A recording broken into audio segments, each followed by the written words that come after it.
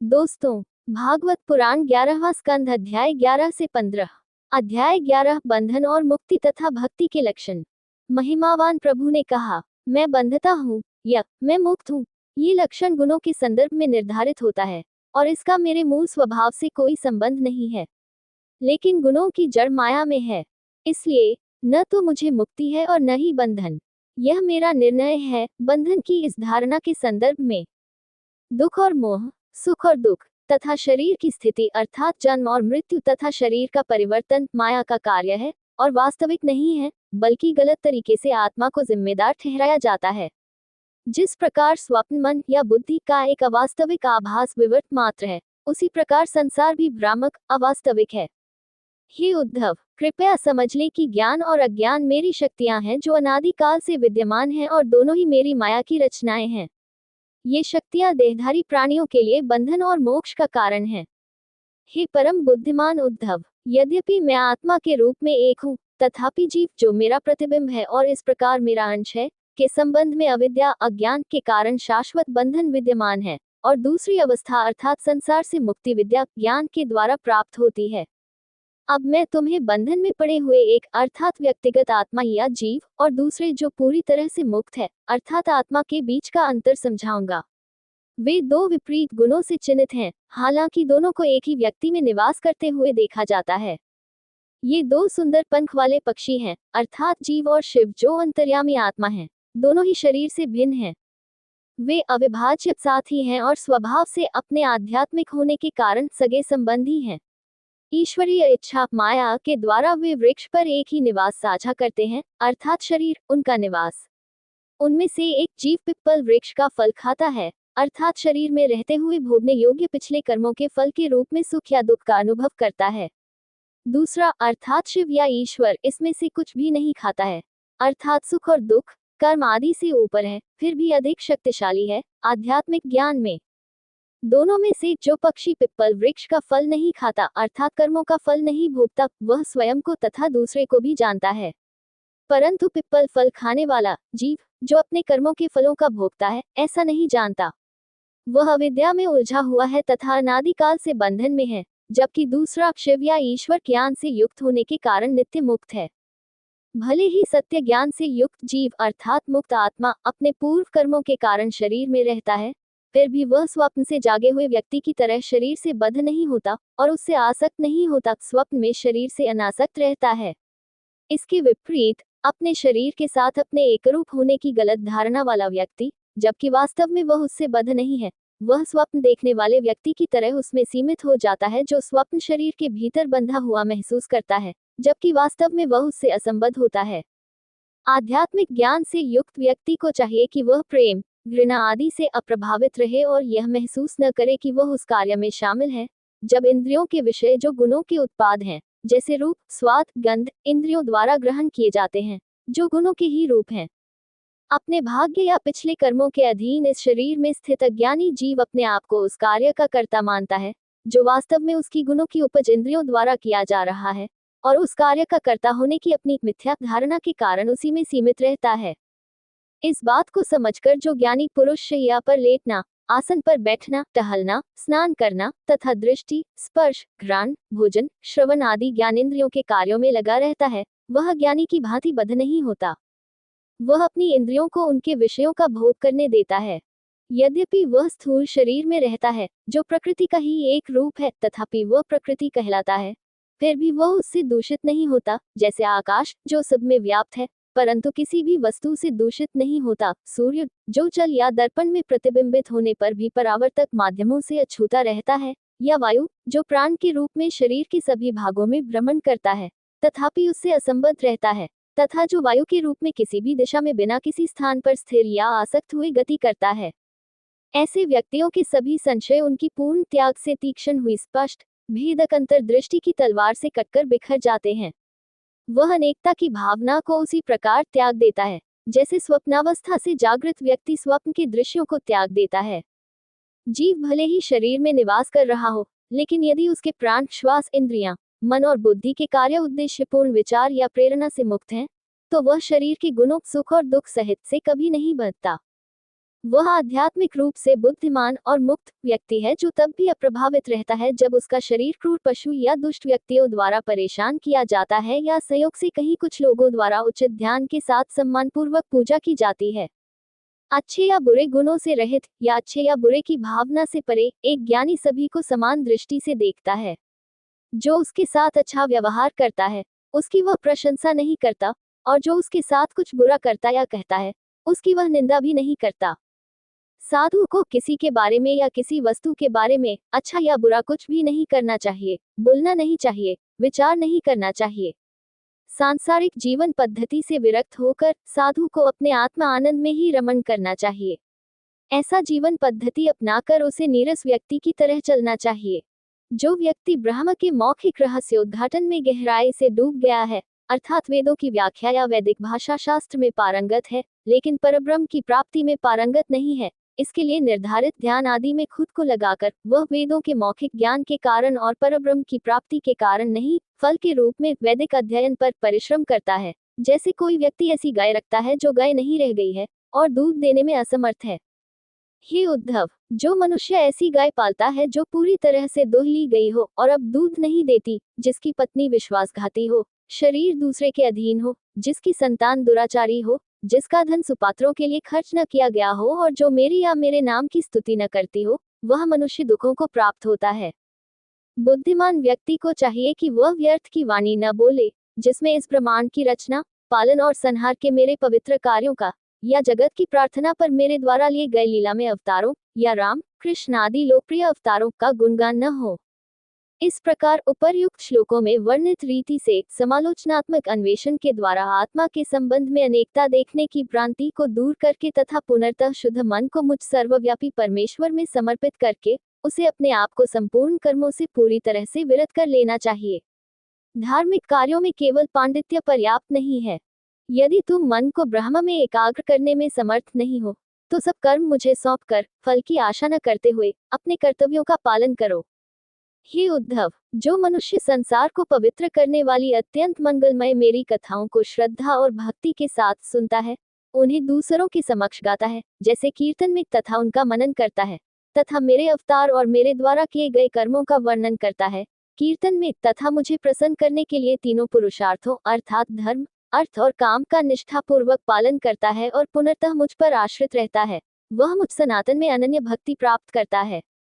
साधु पुरुषों की संगति से उत्पन्न भक्ति से ही मेरा सच्चा भक्त बनता है। वास्तव में ऐसा भक्त सरलता से मेरे उस परम पद या वैकुंठ को प्राप्त कर लेता है, जैसा कि धर्मात्माओं ने बताया है। उद्धव ने कहा, हे परम पूज्य प्रभु, आप किस प्रकार के व्यक्ति को साधु मानते हैं? उसके लक्षण क्या हैं? किस प्रकार की भक्ति को नारद जैसे पवित्र भक्त आदरपूर्वक सराहते हैं और जो आपको प्राप्त करने में उपयोगी होती है? हे ब्रह्मा जैसे देवताओं के शासक, हे जगत के नियंता, हे जगत के स्वामी, मैं आपके चरणों में नतमस्तक हो गया हूँ। मैं आपके प्रति प्रेममयी भक्ति से पूर्ण हूँ और आपकी शरण में आया हूँ। कृपया मुझे ये बात समझाने की कृपा करें। आप सर्वोच्च आकाश की तरह निष्कलंक और अनासक्त, प्रकृति से परे, परम तत्व ब्रह्म हैं। आपने अपनी स्वतंत्र इच्छा से एक विशिष्ट ससीम व्यक्तित्व धारण किया है और पृथ्वी पर अवतरित हुए हैं। प्रभु ने उत्तर दिया, ऐसा महात्मा दयालु होता है, वह कभी किसी प्राणी से ईर्ष्या या हानि नहीं करता, वह धैर्यवान होता है, सत्यनिष्ठ होता है, शुद्ध मन वाला होता है, ईर्ष्या आदि से रहित, सुख दुख में संभाव रखने वाला होता है, उपर्युक्त परिस्थितियों में सुख दुख से अप्रभावित रहता है, सबका उपकार करने वाला होता है। उसका मन कभी भी इच्छाओं से विचलित नहीं होता, उसकी इंद्रियां पूर्णतया वश में रहती हैं, वह कोमल हृदय वाला, शुद्ध आचरण वाला, समस्त संपत्ति से रहित, इच्छाओं से मुक्त, खाने पीने में संयमी, मन से शांत, स्वधर्म में दृढ़, मेरी शरण लेने वाला और स्वभाव से मननशील होता है।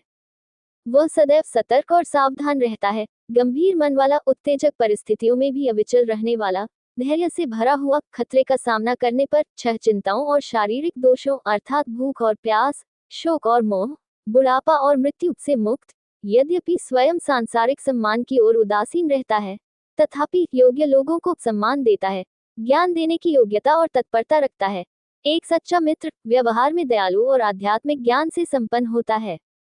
वह मुनियों में श्रेष्ठ है जो मेरे ध्यान में विघ्न और बाधाएं पाकर अथवा यह निश्चय करके कि सब कुछ मेरी भक्ति से ही प्राप्त होगा अथवा अपनी अविचल दृढ़ भक्ति के कारण कर्म करने में अयोग्य हो जाता है, अपने कर्तव्यों की उपेक्षा करता है, यद्यपि वे मेरे द्वारा वेद में निर्दिष्ट हैं और यद्यपि वह उन कर्तव्यों के करने से मिलने वाले पुण्यों और उनके उल्लंघन के दुष्परिणामों को भली भांति जानता है, और इस प्रकार अपने निर्दिष्ट कर्तव्यों की अपेक्षा मेरी पूजा में लगा रहता है। जो लोग मुझको देश काल से असीम सब में स्थित तथा मूलतः है पन ज्ञान और आनंद से युक्त मुझको अज्ञानी को जानकर या यदि अज्ञानी को चिंतन करके अनन्य भाव से मेरी उपासना करते हैं, वे मेरे द्वारा निश्चय ही श्रेष्ठ भक्त माने जाते हैं। मेरी मूर्तियों या अन्य प्रतिमाओं जैसे शालिग्राम और अन्य और मेरे भक्तों को देखना, स्पर्श करना, आलिंगन करना और उनकी पूजा करना, उनकी व्यक्तिगत सेवा करना, मेरी स्तुति करना, अत्यंत विनम्रता के साथ मेरे कार्यों और श्रेष्ठताओं का गुणगान करना। हे उद्धव, मेरी कथाओं को गहरी आस्था और भक्ति के साथ सुनना, निरंतर मेरा ध्यान करना, जो कुछ प्राप्त हो वह सब मुझे अर्पित करना, स्वयं को पूरी तरह से मेरी सेवा में समर्पित कर देना।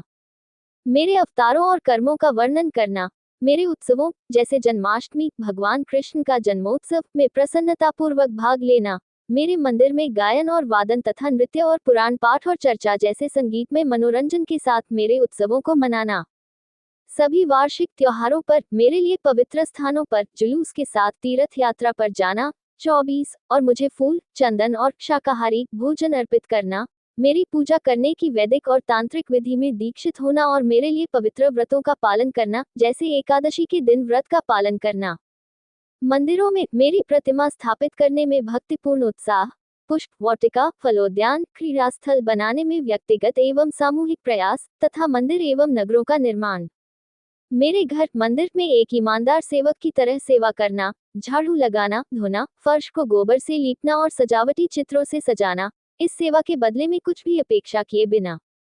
मनुष्य को ईश्वर की सेवा के बारे में अभिमान से मुक्त होना चाहिए और कपट से मुक्त होना चाहिए। उसे अपने द्वारा किए गए अच्छे कार्यों का उल्लेख भी नहीं करना चाहिए। उसे अपने निजी उद्देश्य के लिए दीपक की रोशनी सहित मेरे लिए अर्पित किसी भी वस्तु का उपयोग नहीं करना चाहिए। संसार में जो कुछ भी मनुष्य को सबसे अधिक चाहिए अथवा जो भी उसके हृदय को सबसे अधिक प्रिय हो, उसे मुझे अर्पण कर देना चाहिए। ऐसा अर्पण करने से अनंत और शाश्वत कल्याण होता है।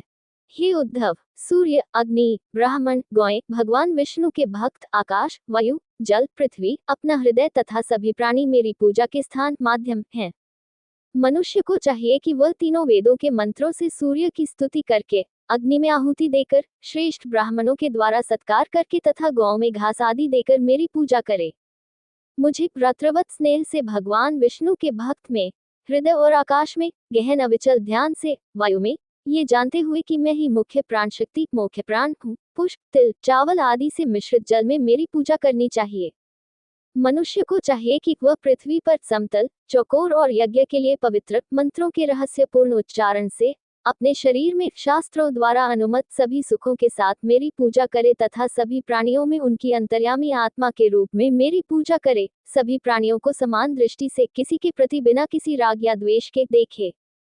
इन पूजा स्थलों में मनुष्य को एकाग्र मन से मेरे उस स्वरूप का ध्यान करना चाहिए, जिसकी 4 भुजाएं हैं, जिनमें प्रत्येक में शंख, पांचजन्य, सुदर्शन चक्र, कौमुद की गदा और कमल है, तथा जिसका मुखमंडल शांत और कृपालु है।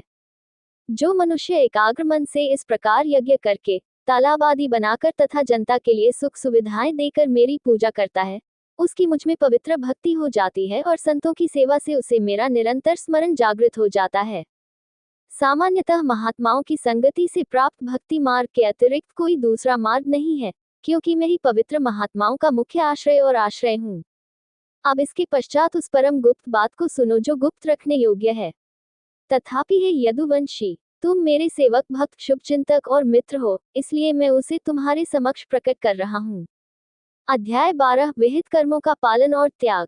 प्रभु ने कहा, न तो योग का मार्ग जिसमें 8 चरण होते हैं जैसे आसन, श्वास नियंत्रण, प्राणायाम आदि, नहीं सांख्य का दर्शन या 24 श्रेणियों का ज्ञान और पुरुष की प्रकृति से भिन्न होने की अनुभूति, न ही धर्म का मार्ग अहिंसा, सत्य आदि से युक्त, न ही वेदों का पाठ और अध्ययन, न ही तपस्या जैसे कृच्छ्रा, चांद्रायन जैसे व्रतों का पालन, न ही संन्यास या त्याग को अपनाना, न ही यज्ञ करना, नहीं सार्वजनिक सुविधाओं के कार्यों का निर्माण जैसे कुओं की खुदाई, बगीचे लगाना, निःशुल्क आवास गृहों का निर्माण, धर्मशालाएं आदि, नहीं धार्मिक उपहार और दान, नहीं आत्मत्याग की प्रतिज्ञा जैसे कि न तो एकादशी का दिन, नहीं यज्ञ देवताओं की पूजा, नहीं रहस्यमय मंत्रों का आंतरिक जप, नहीं पवित्र जल में स्नान, नहीं शारीरिक और मानसिक शुद्धता और अनुशासन नियम के नियमों का पालन, नहीं आत्मनियंत्रण की प्रतिज्ञाएं। एक मुझे भक्त के हृदय में वैसे ही पकड़ती हैं जैसे संतों की संगति जो सभी आसक्तियों को नष्ट कर देती है।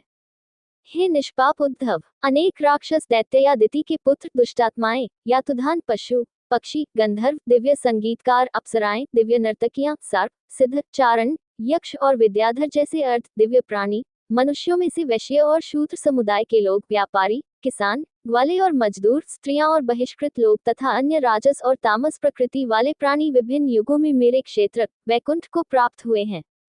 अनेक दैत्य और असुर जैसे त्वष्ट्र का पुत्र वृत्र, कयाधु का पुत्र प्रहलाद, वृषवा, बलि, बाण, मय और विभीषण, अमानवीय प्राणी जैसे सुग्रीव, हनुमान, जाम्बवान, भालू और हाथी, राज प्रसिद्ध कथा गजेंद्र, मोक्ष का पक्षी जैसे जटायु जिसने रावण से सीता को बचाने के लिए अपने प्राण दे दिए, तुलाधार जैसे वैश्य और शिकारी, धर्मव्याध जैसे निर्वासित कुबड़ी, त्रिवक्रा व्रज की गोपियां, ब्राह्मण यज्ञों की पत्नियां, स्कंद में वर्णित तथा अन्य अनेक स्त्रियां मेरे स्थान को प्राप्त हुई हैं।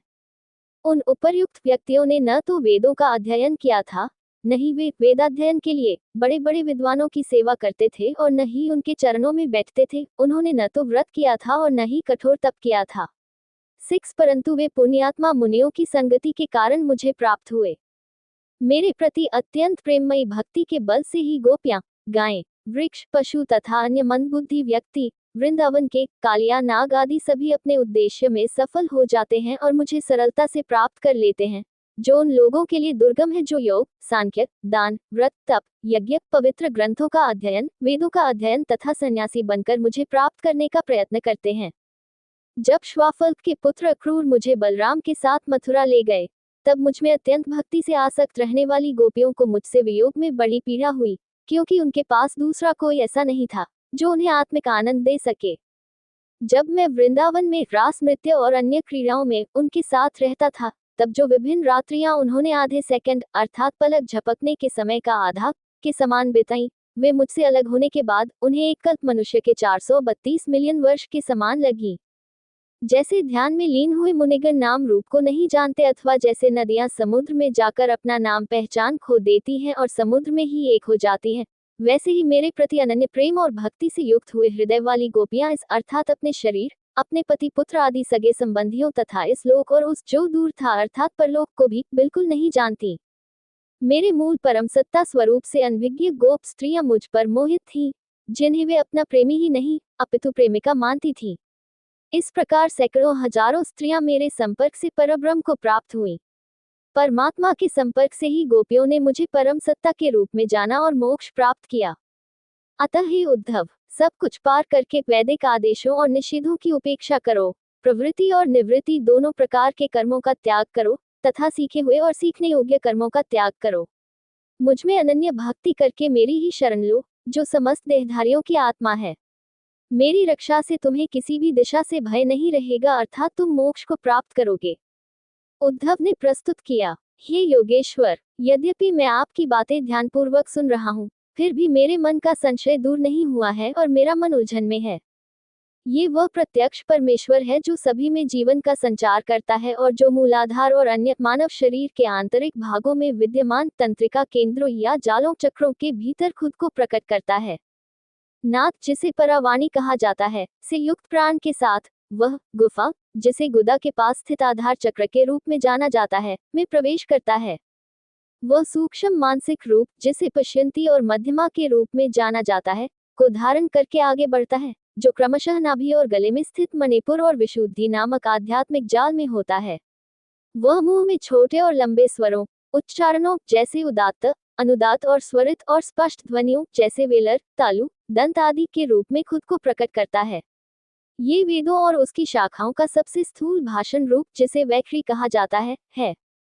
जैसे अग्नि जो सूक्ष्म अव्यक्त रूप में वायुमंडल आकाश में उष्णता के रूप में स्थित है, वह बलपूर्वक मथने पर तथा वायु की सहायता से चिनगारी के रूप में प्रकट होती है, जो मध्यम रूप है तथा घी तथा अन्य हवन सामग्री से आहुति देने पर प्रज्वलित हो जाती है, स्थूल रूप में उसी प्रकार मैं, जो अव्यक्त हूँ, अपने आप को वैदिक वाणी के रूप में प्रकट करता हूँ। जैसे स्पष्ट वाणी मेरी अभिव्यक्ति है, शारीरिक गतिविधि, गति, मलत्याग, मूत्र त्याग, ज्ञानेंद्रियों और संज्ञानात्मक अंगों के कार्य, जैसे गंध, स्वाद, दृष्टि, स्पर्श और श्रवण की धारणा, मन में संकल्प, ज्ञान या विवेकशील ज्ञान, शरीर और आत्मा, अहंकार की पहचान, सूत्र या प्रधान सत्व, रज और तामस, संपूर्ण ब्रह्मांड के परिवर्तन, ये सभी मेरी अभिव्यक्ति हैं। ये जीवन देने वाला तत्व ईश्वर, जिसे जीव कहा गया है, निश्चय ही प्रारंभ में व्यक्त, नित्य और अद्वितीय था। वह सत्व, रज और तम तीनों गुणों का आश्रय है, अथवा उसने 3 गुण धारण किए थे। वह ब्रह्मांड रूपी कमल का उद्गम सृष्टिकर्ता है।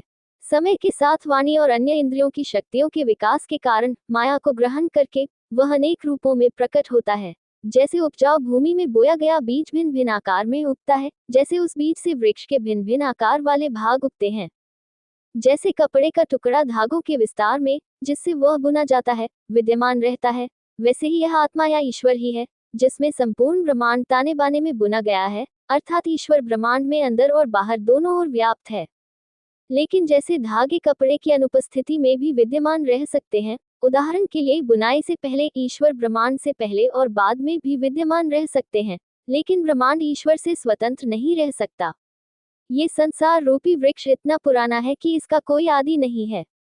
इसमें कर्मों की प्रवृत्ति अंतर्निहित है। ये संसार से भोग और मोक्ष रूपी फूल और फल देता है।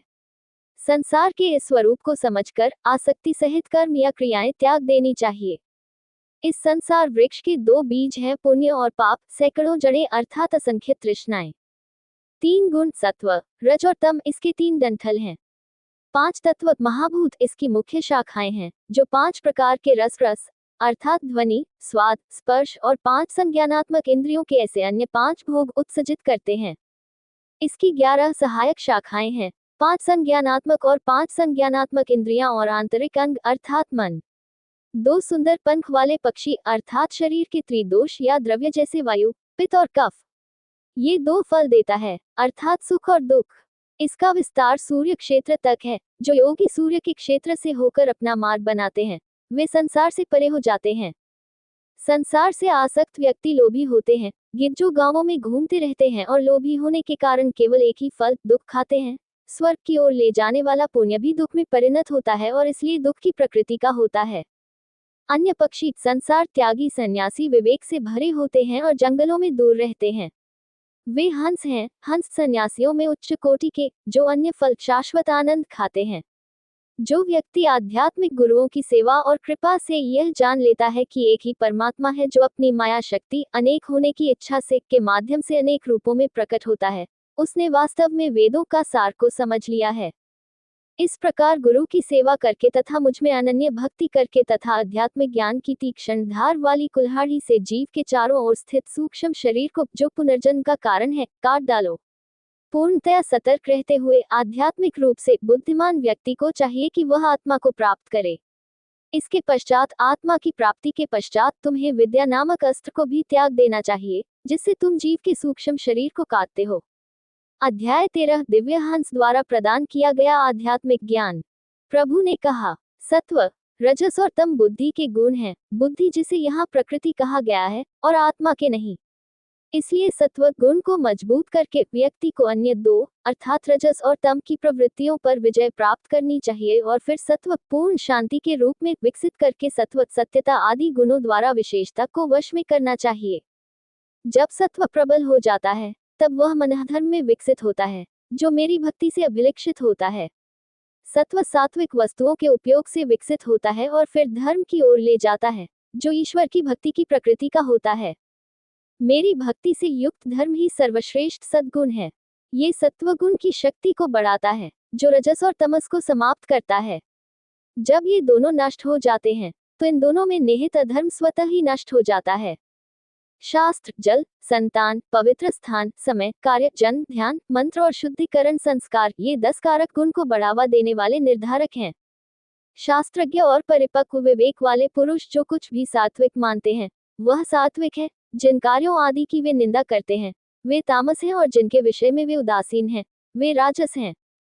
सत्व गुण के विकास के लिए व्यक्ति को सात्विक चीजों का उपयोग करना चाहिए। सत्व गुण धार्मिकता की ओर ले जाता है, जिससे आध्यात्मिक ज्ञान उत्पन्न होता है और ये तब तक विकसित होता रहता है, आत्म साक्षात्कार की प्राप्ति में परिणत होता है, जो अज्ञानता और गुणों को समाप्त करता है, जिससे स्थूल और सूक्ष्म शरीर अस्तित्व में आते हैं। जिस प्रकार बांसों के घर्षण से उत्पन्न वन दहन बांस के वन को पूरी तरह जलाकर समाप्त हो जाता है, उसी प्रकार गुणों की असमान शक्तियों का उत्पाद ये शरीर भी गुणों के परस्पर घर्षण और विनाश से नष्ट हो जाता है।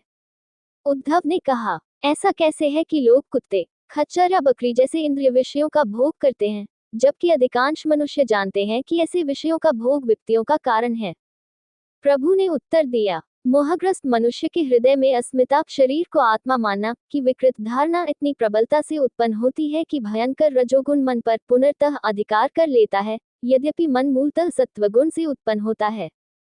राजस से ग्रसित व्यक्ति के मन में पहले किसी वस्तु के आनंद की भावना उत्पन्न होती है, फिर उसके आनंद की विशेष विशेषताएं तथा उन्हें प्राप्त करने के तरीकों और साधनों के बारे में विचार उसमें पूरी तरह से जड़ जमा लेते हैं।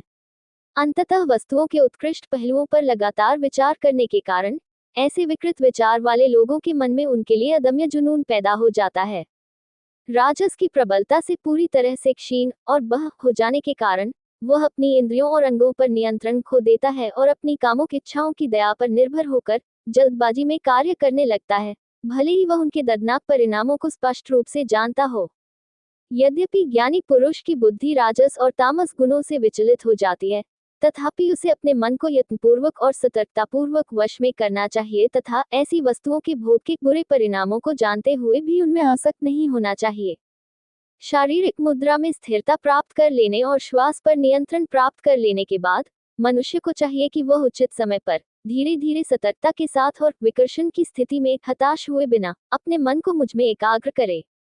जिस साधन से मन को अन्य सभी विषयों से हटाकर सरलतापूर्वक तथा उचित रूप से मुझ में एकाग्र किया जा सकता है, उसका प्रचार मैंने अपने सनक आदि शिष्यों के माध्यम से किया है।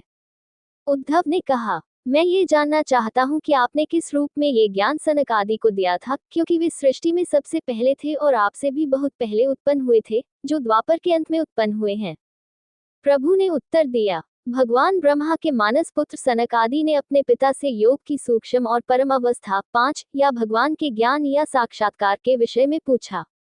सनका और अन्य ने प्रस्तुत किया, हे प्रभु, मन स्वभावतः ही भोग्य पदार्थों में आसक्त हो जाता है और उनमें प्रवेश कर जाता है, और भोग्य पदार्थ भी मन में प्रविष्ट हो जाते हैं, स्वयं को गुप्त रूप में स्थापित करके। जो व्यक्ति संसार से मुक्ति पाने के लिए उन दोनों से परे जाना चाहता है, वह उनसे परस्पर कैसे अलग हो सकता है? प्रभु ने कहा, इस समस्या के प्रस्तुत होने पर समस्त प्राणियों के रचयिता महान स्वयंभू भगवान ब्रह्मा ने इस पर गहन विचार किया, किंतु उनका मन सृष्टि कर्म में लीन होने के कारण वे इस प्रश्न का मूल कारण नहीं बता सके। समस्या का समाधान जानने की इच्छा से, अर्थात प्रश्न के दूसरे छोर पर जाने की इच्छा से, भगवान ब्रह्मदेव ने अपना मन मुझ में एकाग्र किया। मैं हंस का रूप धारण करके उनके समीप उपस्थित हुआ।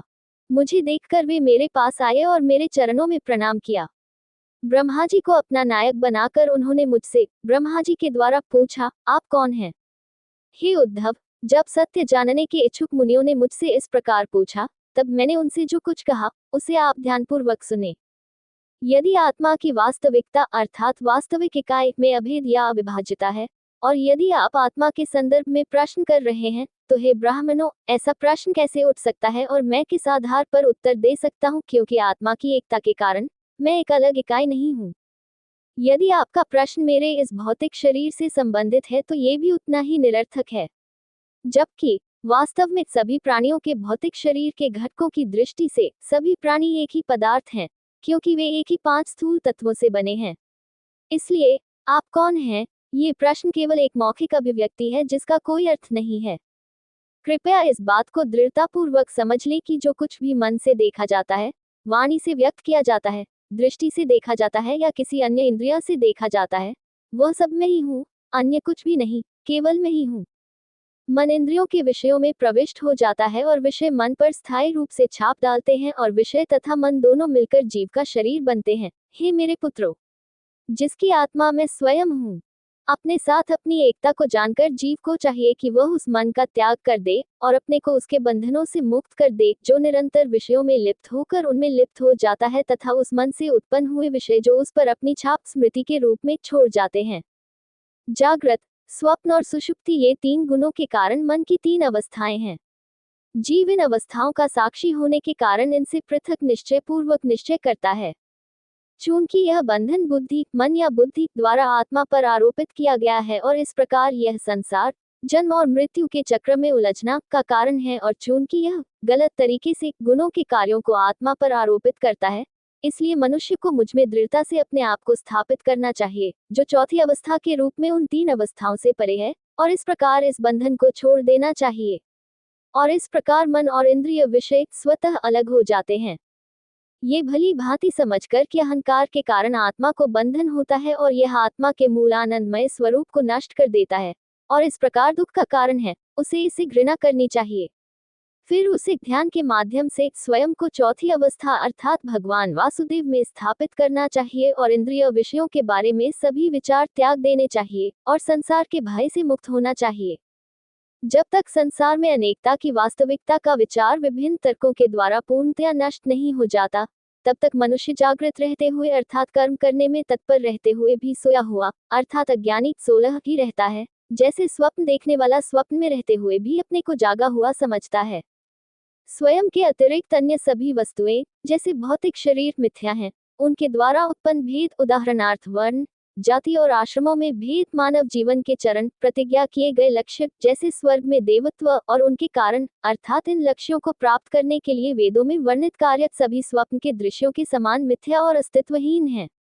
जो जागृत अवस्था में अपनी समस्त ज्ञानेंद्रियों द्वारा क्षणभंगुर तथा प्रतिक्षण परिवर्तनशील बाह्य विषयों का अनुभव करता है, स्वप्नावस्था में जागृत अवस्था के समान विषयों का मानसिक रूप से भोग करता है तथा सुषुप्ति में उन सबको निवृत्त कर देता है, वह एक ही है, समस्त इंद्रियों का नियंत्रक तथा तीनों अवस्थाओं जागृत, स्वप्न तथा सुषुप्ति का साक्षी है, क्योंकि वह इन तीनों अवस्थाओं में समान होने के कारण उन सबको स्मरण रखता है। इस प्रकार तर्कपूर्वक विचार करके तथा इस निश्चित निष्कर्ष पर पहुंचकर कि मन की ये तीन अवस्थाएं जो ऊपर वर्णित हैं तीन गुणों माया के कारण हैं तथा मेरी ही मोह करने वाली शक्ति द्वारा मुझ जीव पर आरोपित की गई हैं, तथा अनुमान तर्कसंगत संयोग और निरोध द्वारा प्राप्त तथा संतों के उपदेशों तथा ब्रह्मसूत्र और उपनिषदों द्वारा तीक्ष्ण ज्ञान रूपी तलवार से अहंकार जो परमात्मा और जीव की एकता, जीवों की अनेकता आदि के विषय में है, को काटकर मनुष्य को चाहिए कि वह अपने हृदय में स्थित मुझे ही ध्यान मनुष्य को ये समझना चाहिए कि यह अद्भुत जगत केवल एक भ्रम है, मन का एक खेल या कार्य है जो केवल प्रत्यक्ष और क्षणभंगुर है, एक घूमती हुई अग्निलपट द्वारा वर्णित चक्र के भ्रम की तरह अत्यंत अस्थिर है। उसे इसके माध्यम से ये देखना चाहिए कि चेतना एक होने पर भी अनेक प्रतीत होती है और तीन गुणों के प्रक्षेपण से होने वाली अवस्थाओं में तीन गुना अंतर कुछ और नहीं बल्कि माया ब्रह्म है। उस दृश्य जगत शरीर आदि से अपनी दृष्टि विचार हटाकर सब तृष्णाओं, ईर्ष्याओं, धन, यश आदि की इच्छा से मुक्त होकर निष्क्रिय और मौन हो जाना चाहिए। इस प्रकार इच्छा रहित होकर आत्म साक्षात्कार के आनंद में लीन रहना चाहिए। इसके बावजूद यदि शरीर आदि का बोध ध्यान में न होने पर भूख, प्यास, प्रकृति की पुकार आदि भौतिक आवश्यकताओं के कारण होता है, तो वह एक बार मिथ्या और आत्मा से भिन्न समझकर त्याग दिए जाने के बाद किसी भी प्रकार का भ्रम या भ्रांति उत्पन्न करने और ध्यान को विचलित करने के लिए पर्याप्त शक्तिशाली नहीं होगा। यद्यपि शरीर या दृश्य जगत की स्मृति या संस्कार शरीर की मृत्यु तक बने रह सकते हैं।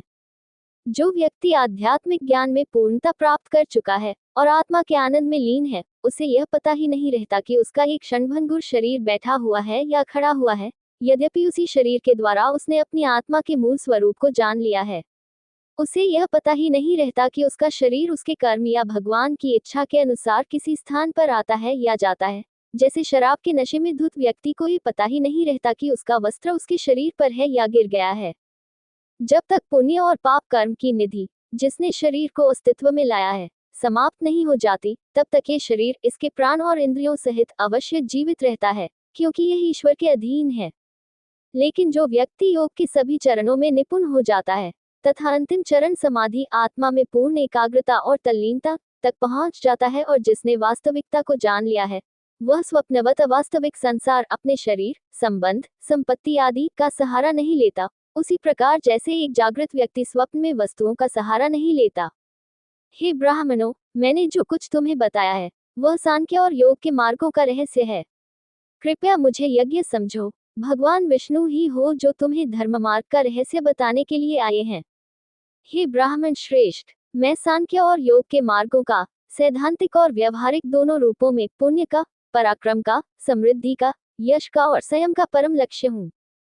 निष्पक्षता, अनासक्ति आदि जो भी उत्तम गुण सत्व, रज, तम आदि गुणों से उत्पन्न नहीं होते, वे सब मुझ में आश्रय पाते हैं। जो सामान्य गुणों से रहित और आवश्यकताओं से परे हूँ, मैं सब प्राणियों का मित्र ही नहीं, बल्कि उन सब का आत्मा हूँ।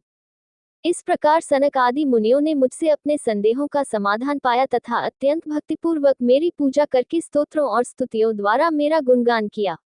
उनके द्वारा विधिपूर्वक पूजित होकर तथा महर्षियों द्वारा स्तुति करके मैं ब्रह्मा आदि मुनिगणों के देखते देखते अपने लोक को लौट आया। अध्याय 14 भक्ति मार्ग एवं ध्यान विधि। उद्धव ने कहा, वेदों के विशेषज्ञ व्याख्याकार कहते हैं कि आत्मा की अंतिम मुक्ति के लिए कई मार्ग हैं। क्या वे अपने तरीके से महत्वपूर्ण हैं जो अपनाने वाले पर निर्भर करता है या उनमें से एक प्रमुख है बाकी की तुलना में? हे कृष्ण, हे प्रभु, आपने जो भक्ति का मार्ग बताया है वह आत्मनिर्भर या निष्काम है। उसका अनुसरण करने से समस्त आसक्ति दूर हो जाती है और मन आप में ही स्थित हो जाता है। प्रभु ने उत्तर दिया, समय के साथ मेरा यह वचन जो वेद कहलाया, जल प्रलय के समय विलुप्त हो गया। सृष्टि के आरंभ में मैंने इसे भगवान ब्रह्मा को बताया था। इसमें केवल मुझ में ही अपना मन लगाना धर्म था। यह विद्या ब्रह्मा ने अपने सबसे बड़े पुत्र स्वयंभुव मनु को सिखाई थी। उनसे मनु से 7 ब्राह्मण ऋषियों, भृगु और अन्य ने इसे सीखा। उन पिताओं से उनकी संतानें, देवता, दानव, गुह्यक, यक्ष, सिद्धक, गंधर्व, चारण, किन्देव, किन्नर, नाग, राक्षस, किन्पुरुष और अन्य ने इसे सीखा। लेकिन सत्व, रज और तम जैसे गुणों की अलग अलग मात्रा के प्रभुत्व के साथ पैदा होने के कारण वे विभिन्न प्राकृतिक प्रवृत्तियों के थे। जो प्राकृतिक प्रवृत्तियां विभिन्न प्रजातियों को एक दूसरे से अलग करती हैं, वही उनकी समझ को भी अलग करती हैं।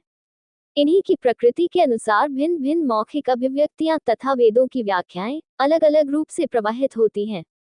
इस प्रकार से उनके स्वभाव में विविधता के कारण, वंशानुगत और पारंपरिक व्याख्याओं के कारण समझ में विविधता है। भले ही उन्होंने स्वयं वेदों का अध्ययन नहीं किया हो, जबकि अन्य लोग वेद विरोधी विधर्मी विचारों को स्वीकार करते हैं।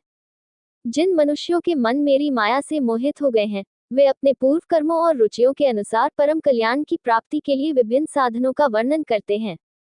कुछ लोग अर्थात मीमांसक मानते हैं कि वेदों में वर्णित यज्ञ तथा अन्य कर्म करने से परम सौभाग्य की प्राप्ति होती है। अन्य लोग जैसे कवि तथा अलंकार शास्त्री यश को सबसे बड़ा वरदान मानते हैं। वात्सायन जैसे ऋषि यौन भोग को सबसे बड़ा वरदान मानते हैं। योगी सत्य, आत्म संयम तथा शांति को सर्वोच्च लक्ष्य की ओर ले जाने वाला मानते हैं। यथार्थवादी राजनेताओं की तरह कहते हैं कि समृद्धि, कार्यपालिका शक्ति जीवन का सर्वोच्च उद्देश्य है। कुछ लोग यज्ञ, देवताओं की पूजा, तपस्या, दान, आत्मत्याग जैसे यम और नियम व्रत को जीवन का सर्वोच्च लक्ष्य मानते हैं, जबकि भौतिकवादी उदारता तथा भोग को सर्वोच्च लक्ष्य मानते हैं।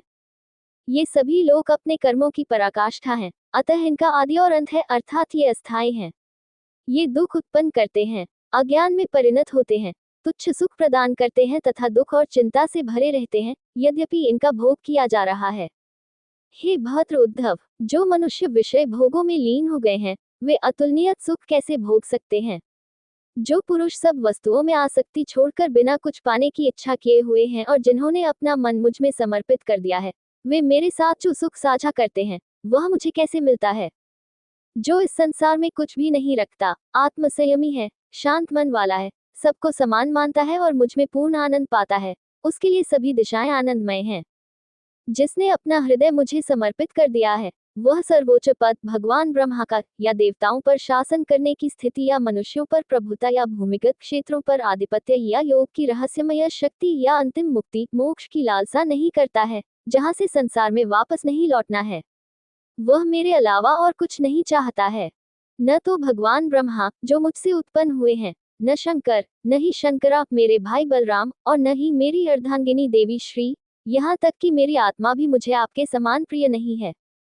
मैं सदैव ऐसे महात्मा के पद चिन्हों का अनुसरण करता हूँ जो अपनी तपस्या या सेवा के बदले में कुछ नहीं चाहता, शांत रहता है, द्वेष की भावना से मुक्त रहता है, सबको समान दृष्टि से देखता है, सभी को निष्पक्ष रूप से समान मानता है, जिससे मैं स्वयं को शुद्ध कर सकूं। दूसरे लोग मेरी उस शुद्ध आनंदमय अवस्था की अपरिमित सीमा को समझ नहीं सकते, अनुभव करना तो दूर की बात है, जो कामनाओं से निर्मल है तथा जिसका आनंद अहंकाररहित श्रेष्ठ आत्माएं उठाती हैं, जो पूर्णतया अभावग्रस्त हैं तथा जिनका हृदय किसी भी वस्तु में आसक्त नहीं है, बल्कि अनन्य रूप से मुझ में ही समर्पित है, जिनका मन शांत है, सभी प्राणियों के प्रति दया से भरा है तथा जिनका हृदय कामनाओं से अछूता है। मेरा भक्त, जो प्रारंभिक अवस्था में अपनी इंद्रियों पर नियंत्रण नहीं रखता, इंद्रिय विषयों के आकर्षण से विचलित तो होगा, किंतु उसकी तीव्र बढ़ती हुई भक्ति के कारण वह प्रायः उनसे अभिभूत नहीं होता। हे उद्धव, जिस प्रकार प्रज्वलित अग्नि ईंधन को भस्म कर देती है, उसी प्रकार मुझ पर एकाग्र भक्ति समस्त पापों को भस्म कर देती है। न तो योग का मार्ग, न ही सांख्य या धर्म वेद द्वारा निर्धारित धार्मिक कर्तव्य, न ही वेदों का अध्ययन, न ही तपस्या या त्याग मनुष्य को मुझ तक पहुंचाता है, क्योंकि गहन और अच्छी तरह से विकसित भक्ति भी मनुष्य को मुझ तक पहुंचाती है। मैं संतों की प्रिय आत्मा, अनन्य भक्ति और विश्वास के द्वारा ही प्राप्त हुई हूँ। मुझ में स्थापित अनन्य भक्ति चांडाल जैसे जातिच्युत लोगों को भी उनके नीच जन्म से पवित्र कर देती है। जो व्यक्ति भक्ति से रहित है, उसे न तो सत्य और दया से युक्त धर्म धार्मिकता और न ही तप से युक्त ज्ञान ही पापों से पूरी तरह शुद्ध कर सकता है। भक्ति के बिना हृदय की अशुद्धियां कैसे दूर हो सकती हैं? और क्या तीव्र भक्ति का पता तब चलेगा जब भक्ति के कारण रोंगटे खड़े न हो और हृदय तीव्र भावना से पिघल जाए भगवान के लिए और खुशी के आंसू टपकने लगे गालों पर। वह जो भक्ति से अभिभूत है, जिसकी वाणी भावों से रुंधी हुई है, मुख से शब्द लड़खड़ा रहे हैं, जिसका हृदय प्रभु के प्रेम से पिघल रहा है, जो प्रभु के वियोग में बार बार विलाप करता है और प्रभु की कृपा का मधुर स्मरण करके कभी कभी हंसता है, जो सब प्रकार की लज्जा या सामाजिक शिष्टाचार त्याग कर ऊंचे स्वर में गाता है और नाचता है, ऐसा मेरी भक्ति से युक्त पुरुष संसार को पवित्र कर देता है। जैसे अग्नि में तपने पर सोना अपना मल मूत्र त्याग कर शुद्ध हो जाता है, वैसे ही आत्मा भी मेरी भक्ति करके अपने हृदय के मल मूत्र तथा पूर्व कर्मों के संस्कारों को छुड़ाकर तुरंत ही मुझ में लीन हो जाता है। मेरी पवित्र करने वाली कथाओं को निरंतर सुनने और उनका गुणगान करने और मेरा नाम जपने से व्यक्ति का हृदय जितना अधिक शुद्ध होता है, उतना ही वह सूक्ष्म वस्तु अर्थात परमात्मा को देखने में समर्थ होता है। जैसे कि आंख पर औषधियुक्त या रहस्यपूर्ण काजल लगाने से सूक्ष्म वस्तुएं या भूमिगत खजाने को देखा जा सकता है। जिस प्रकार इंद्रियों विषयों का निरंतर चिंतन करने वाले मनुष्य का मन उनमें आसक्त हो जाता है, उसी प्रकार मेरा निरंतर ध्यान करने वाले मनुष्य का मन मुझ में लीन हो जाता है। इसलिए स्वप्न में कल्पित अवास्तविक व्यर्थ सांसारिक वस्तुओं या तृष्णाओं के बारे में सभी विचारों को त्याग कर तुम अपने मन को मुझ में अनन्य भक्ति से शुद्ध करो और उसे दृढ़तापूर्वक मुझ में एकाग्र करो। स्त्रियों के साथ तथा स्त्रियों से संबंध रखने वालों तथा भगवान के साथ अपने तादात्म्य की भ्रामक धारणा पालने वालों से दूर रहकर मनुष्य को अपने मन को वश में करके सुखपूर्वक सुरक्षित एकांत स्थान में बैठकर सारी आलस्य को त्याग कर मेरा ध्यान करना चाहिए। अन्य लोगों के साथ रहने पर ऐसा कष्ट या बंधन नहीं होता जैसा कि स्त्रियों के साथ रहने पर या स्त्रियों में आसक्त रहने पर होता है। उद्धव ने कहा, हे कमलनयन प्रभु, आप कृपा करके मुझे ध्यान की विधि बताइए, किस प्रकार, किस रूप में तथा किस रूप में मोक्ष चाहने वाले व्यक्ति को आपका ध्यान करना चाहिए।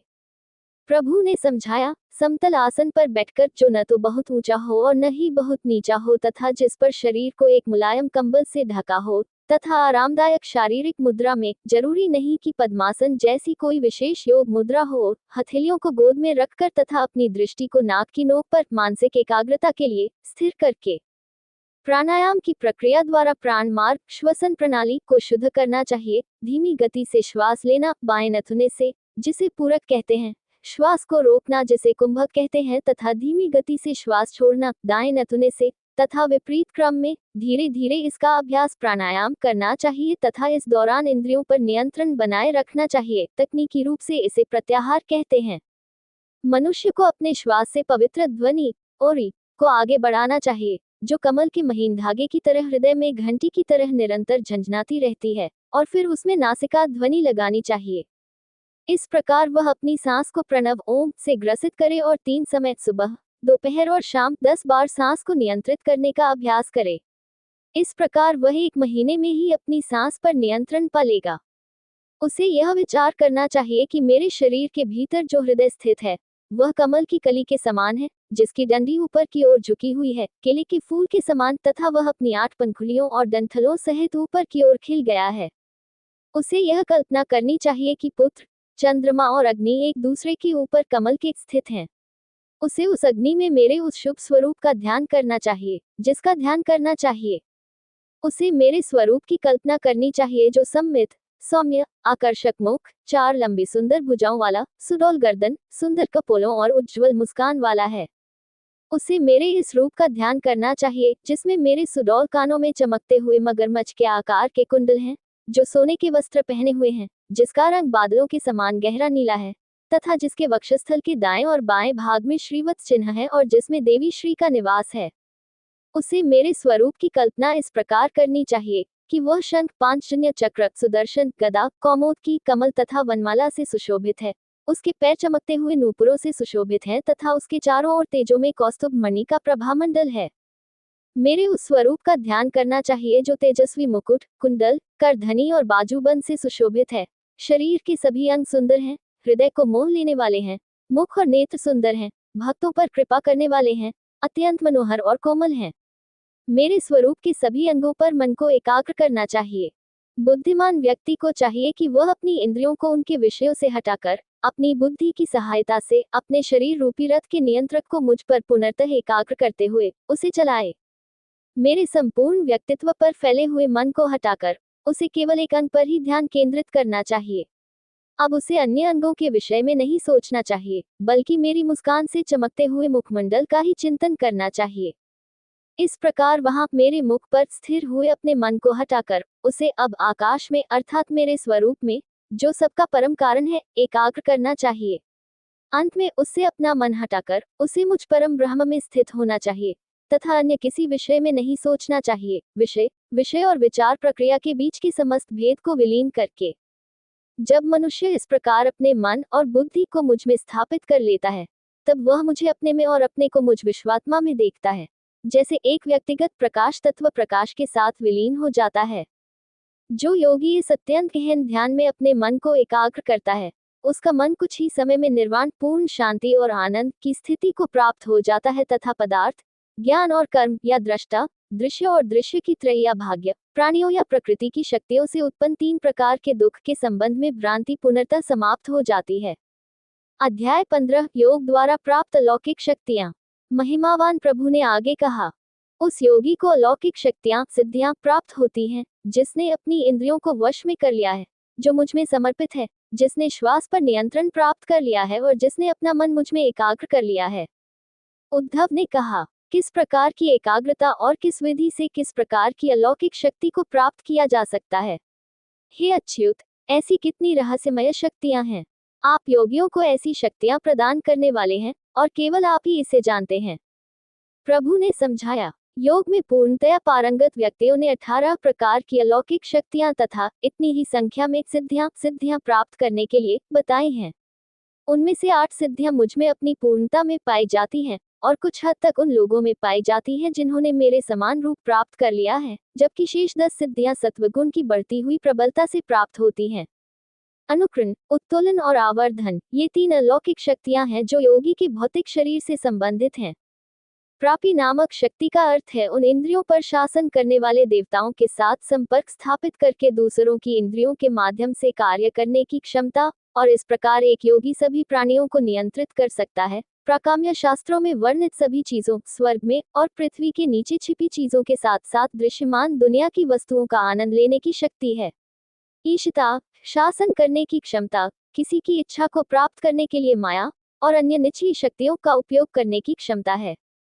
वशिता, आत्मसंयम, इंद्रिय भोगों के प्रति अनासक्ति है। और 8वीं अति सामान्य शक्ति जो भी सुख चाहिए उसे पूरी तरह से भोगने की क्षमता है और इसलिए इसे कामवासयता कहा जाता है। हे कोमल उद्धव, ये 8 शक्तियां मुझ में निहित मानी जाती हैं, उच्चतम स्तर तक। इस शरीर के परिवर्तनों जैसे भूख, प्यास, शोक, मोह, बुढ़ापा और मृत्यु से प्रतिरक्षा, किसी भी दूरी से देखने और सुनने की क्षमता, मन की गति से अपने इच्छित गंतव्य तक शारीरिक रूप से पहुंचने की शक्ति, किसी भी रूप को धारण करने की क्षमता, इच्छानुसार किसी अन्य व्यक्ति के शरीर में प्रवेश करने की क्षमता, अपने शरीर को सुरक्षित स्थान पर छोड़ना, इच्छानुसार शरीर त्यागने की क्षमता, देवों और अप्सराओं की क्रीड़ाओं को देखने और उनमें भाग लेने की क्षमता, इच्छित उद्देश्यों की सिद्धि तथा बिना किसी बाधा या अवज्ञा के अधिकार का प्रयोग करने की क्षमता। ये 10 छोटी रहस्यमय शक्तियां हैं। भूत, वर्तमान और भविष्य को जानने की क्षमता, विपरीत युग्मों जैसे गर्मी और सर्दी, सुख और दुख आदि से अप्रभावित रहने की क्षमता, दूसरों के मन को पढ़ने की क्षमता, आग, पानी, जहर और ऐसी अन्य चीजों के प्रभावों को बेअसर करने की शक्ति और किसी भी कार्य में हार न मानने की क्षमता। विशिष्ट योगिक एकाग्रता से प्राप्त होने वाली इन अलौकिक शक्तियों का मैंने विशेष उल्लेख किया है। अब मुझसे सीखिए कि किस प्रकार की एकाग्रता से कौन सी रहस्यमय शक्ति प्राप्त होती है और उसकी विधि क्या है। जो मनुष्य अपने मन को, जो परमाणु के समान सूक्ष्म है, मुझ सूक्ष्म तत्व रूप तन्मात्राओं पर एकाग्र करता है तथा सूक्ष्म तत्व के रूप में मेरी आराधना करता है, वह अपने शरीर को परमाणुकृत करने की शक्ति प्राप्त कर लेता है। मुझ में मन को एकाग्र करके तथा मेरा चिंतन करके, सर्वव्यापक परमात्मा महत नामक तत्व को अपने में समाहित करके तथा मन को उस आयाम तक विस्तारित करके आवर्धन की अलौकिक शक्ति को प्राप्त कर लेता है तथा किसी भी भूत स्थूल तत्व में स्थित होकर मुझ में मन को एकाग्र करके वह उस विशेष तत्व की सर्वव्यापकता को प्राप्त कर लेता है। स्थूल तत्वों के परमाणुओं में स्थित मुझ पर एकाग्रचित होकर अपना मन लगाकर तथा काल के सूक्ष्मतम विभाग के रूप में मुझ पर ध्यान करके योगी सूक्ष्मता की शक्ति प्राप्त करता है। मुझ सात्विक अहंकार में स्थित होकर तथा समस्त इंद्रियों में स्थित आत्मा को मानकर अपने मन को पूर्णतया एकाग्र करके योगी प्राप्ति नामक रहस्यमय शक्ति दूसरों की इंद्रियों के माध्यम से कार्य करने में सक्षम को प्राप्त करता है। जो मुझ में सूत्र में स्थित इसके सर्व संपर्ककारी पहलू में निवास करने वाला अपना मन स्थापित करता है, वह प्रकाश्य नामक सर्वोच्च क्रम की रहस्य शक्ति प्राप्त करता है जो मुझ में निहित है तथा अव्यक्त से उत्पन्न महत्त्व में मुझे लीन करती है। जो मनुष्य मुझ विष्णु ब्रह्मांड के सर्वव्यापी 3 गुणों से युक्त माया के नियंत्रक और काल के अविनाशी रूप में अपने मन को एकाग्र करता है, वह सभी शरीरों और व्यक्तिगत आत्माओं को प्रेरित करने की रहस्यमय शक्ति प्राप्त करता है। जो योगी मुझ नारायण चतुर्थ तत्व पर अपना मन एकाग्र करता है, जिसे विशेष रूप से भगवान शब्द से अभिहित किया गया है, वह मेरे समान ही गुणों को प्राप्त करता है और वशीता नामक शक्ति का स्वामी बन जाता है। हालांकि वह सभी चीजों को नियंत्रित करता है, फिर भी उनमें से पूर्ण अनासक्ति रखता है। जो योगी अपने शुद्ध मन को मुझ निर्गुण ब्रह्म पर एकाग्र करता है, वह समस्त कामनाओं के समाप्त हो जाने पर परम आध्यात्मिक आनंद और परमानंद को प्राप्त करता है, इसलिए इसे कामवासयता कहते हैं। जो मनुष्य मुझ श्वेतद्वीप के स्वामी, जो पुनर्तः शुद्ध रजस और तमस से अप्रभावित और स्वयं धर्म स्वरूप हैं, में अपना मन स्थिर करता है, वह श्वेतता अर्थात गुणों से अदूषित पूर्ण शुद्धता प्राप्त करता है और 6 तरंगों या परिवर्तनों अर्थात भूख और प्यास, बुढ़ापा और मृत्यु, मोह और शोक जो सभी प्राणियों को प्रभावित करते हैं, से मुक्त हो जाता है। ये हंस अर्थात व्यक्तिगत आत्मा जो मुझ में सदा रहने वाली अप्रभावित आध्यात्मिक ध्वनि का मानसिक रूप से ध्यान करता है, जो आकाश की आत्मा और ब्रह्मांडीय महत्वपूर्ण श्वास भी है, सुनने की अलौकिक शक्ति किसी भी दूरी से सभी प्राणियों की आवाज, क्योंकि सभी शब्द या उच्चारण आकाश में रहते हैं, को प्राप्त करता है। जो अपनी दृष्टि को सूर्य के साथ और सूर्य को नेत्र के साथ मिलाकर सूर्य नेत्र मिलन में मेरा ध्यान करता है, वह सूक्ष्म दृष्टि से संपन्न हो जाता है और ब्रह्मांड में सब कुछ देख सकता है। ये दूरदर्शन सिद्धि है। जब मन और शरीर प्राण सहित मुझ में भली भांति स्थित हो जाते हैं, तब इस ध्यान विधि की प्रभावकारिता के कारण मनुष्य को मनोजव नामक चमत्कारी शक्ति प्राप्त होती है। जहां भी मन जाता है, शरीर वहां मन की गति से पहुंच जाता है। ये दुर्गमन सिद्धि है, इच्छानुसार कहीं भी जाने की क्षमता। जब योगी अपने मन को उपादान कारण के रूप में उपयोग करता है और जो भी रूप चाहे उसे ग्रहण करने की इच्छा रखता है, तब वह अपनी इच्छानुसार अपने आप को उस प्रकार परिवर्तित कर सकता है, क्योंकि वह मुझ पर जो अचिंत्य सामर्थ्य और असंख्य रूपों वाला हूँ ध्यान करने की शक्ति पर निर्भर रहता है। यदि किसी व्यक्ति ने किसी अन्य व्यक्ति के शरीर में प्रवेश करने की शक्ति प्राप्त कर ली है और उसने अपने प्राणों तथा इंद्रियों को पूर्णतया नियंत्रित कर लिया है, तो उसे यह विचार करना चाहिए कि उसने उस शरीर को ग्रहण कर लिया है। अपने पूर्व शरीर को प्रधान प्राण तथा सूक्ष्म शरीर सहित छोड़कर बाह्य ब्रह्मांडीय वायु में प्रवेश करना चाहिए तथा इस प्रकार वायु के रूप में उस शरीर के नथुनों से नए शरीर में प्रवेश करना चाहिए, जैसे 6 पैरों वाली काली मधुमक्खी एक फूल से दूसरे फूल पर प्रवेश करती है। इस शक्ति को परकाया प्रवेश, दूसरे व्यक्ति के शरीर में प्रवेश कहते हैं। प्राणवायु की नीचे की ओर गति को नियंत्रित करते हुए, अपनी एड़ियों से मलाशय को अवरुद्ध करके और प्राणवायु को सुषुम्ना नाड़ी के माध्यम से हृदय, वक्ष, कंठ और सिर के शिखर से ऊपर की ओर धकेलकर, फिर उसे सिर के शिखर के छिद्र, जिसे ब्रह्मरंध्र कहते हैं, से आगे बढ़ाकर उसे उसके गंतव्य परब्रह्म या कोई अन्य अवस्था जिसे वह प्राप्त करना चाहता है की ओर ले जाना चाहिए और अपने भौतिक शरीर को त्याग देना चाहिए। यदि कोई योगी स्वर्ग में क्रीड़ा में जीवन का आनंद लेना चाहता है तो उसे मुझमें स्थित शुद्ध सत्व का ध्यान करना चाहिए। तब सात्विक स्वभाव वाली देवियां अपने दिव्य रथों के साथ उसकी सेवा करेगी। जो मनुष्य अपने मन को मुझ में, जो कि सत्य है, स्थिर करता है और मुझ में पूर्णतया समर्पित रहता है, वह अपनी इच्छानुसार निश्चित समय और निश्चित रीति से अपनी इच्छित वस्तुओं को प्राप्त करता है और उनका भोग करता है। जो पुरुष मेरी स्थिति में स्थित है, जो सबका आदेशकर्ता और पूर्णतया स्वतंत्र है, उसे कहीं भी विपरीत परिस्थिति का सामना नहीं करना पड़ेगा और उसका आदेश मेरी आज्ञा के समान होगा, जिसे कभी टाला नहीं जा सकता। यह अविनाशी आज्ञा की शक्ति है, अप्रतिहतज्ञा। जो योगी मेरी भक्ति करके पुनर्तः शुद्ध हो गया है और जो मुझमें, जो जगत का रचयिता, रक्षक और संहारक हो, मन को एकाग्र करने की विधि से परिचित है, उसे भूत, वर्तमान और भविष्य के साथ साथ जन्म और मृत्यु, अपने और जगत के तथा दूसरों के मन के का भी ज्ञान हो जाता है। जिस मुनि का मन मुझ पर, जो शीत गर्मी आदि विपरीतताओं से परे है, ध्यान में लगा रहता है, उसका शरीर योग से परिपुष्ट हो जाता है और अग्नि आदि से, जल, वायु, शीत, शस्त्र आदि से कोई प्रतिकूल प्रभाव नहीं पड़ता, जैसे जलचर जंतुओं पर जल का कोई प्रभाव नहीं पड़ता। इस शक्ति को अद्वंद्वता कहते हैं, जो विपरीतताओं से ऊपर उठती है, जिससे अवष्टम सिद्धि होती है, या हानिकारक शक्तियों को निष्क्रिय करने की शक्ति प्राप्त होती है। जो मनुष्य श्रीवत्स चिन्ह और सुदर्शन आदि अस्त्रों से सुशोभित तथा गरुड़ चिन्ह, छत्र और चौड़ियां धारण किए हुए मेरे विभिन्न रूपों और अवतारों का एकाग्र मन से ध्यान करता है, वह कभी पराजित नहीं होता। जो मुनि उचित ध्यान विधियों उपर्युक्त श्लोकों में वर्णित के अनुसार मुझे प्रसन्न करता है, उस मुनि को ऊपर वर्णित समस्त दिव्य शक्तियां प्राप्त होती हैं। जो मुनि अपनी इंद्रियों को वश में करके, मन को वश में करके तथा श्वास प्रश्वास पर नियंत्रण करके अपने मन को मुझ में एकाग्र कर लेता है, उसके लिए कौन सी अलौकिक शक्ति प्राप्त करना कठिन हो सकता है। किंतु जो लोग मेरी कृपा से मुझे प्राप्त करने के लिए उत्तम योगाभ्यास करते हैं, उनके लिए बुद्धिमान लोग इन सिद्धियों को बाधक कहते हैं, क्योंकि इनमें समय का अपव्यय होता है। जो भी अलौकिक शक्तियां जन्म से प्राप्त होती हैं, जैसे पक्षियों या देवताओं को उड़ाने की शक्ति, औषधीय पौधे, तपस्या और मंत्रों का उच्चारण, वे सभी योग के माध्यम से प्राप्त होती हैं, लेकिन कोई इन अन्य साधनों के माध्यम से योग का उच्चतम फल अर्थात संसार से मुक्ति प्राप्त नहीं कर सकता है। इन सभी अलौकिक शक्तियों का स्रोत और स्वामी होने के कारण मैं उनका नियंत्रक हूँ। इसी प्रकार मैं योग, ईश्वर से मिलन का मार्ग, सांख्य, ईश्वर प्राप्ति की ओर ले जाने वाला ज्ञान का मार्ग, धर्म, वेदों द्वारा निर्धारित धार्मिक कर्तव्य तथा ब्रह्म या वेद के व्याख्याताओं का भी स्वामी हूँ। मैं सभी देहधारियों की आत्मा हूँ, उनका आंतरिक नियंत्रक हूँ जो उनमें व्याप्त है, यहाँ तक कि बाह्य रूप से भी, यद्यपि मैं स्वयं मुक्त हूँ। जिस प्रकार पांच तत्व संसार के सभी जीवों में भीतर और बाहर से व्याप्त हैं, उसी प्रकार मैं भी उन सभी में व्याप्त हूँ और फिर भी अपना स्वतंत्र अस्तित्व बनाए रखता हूँ।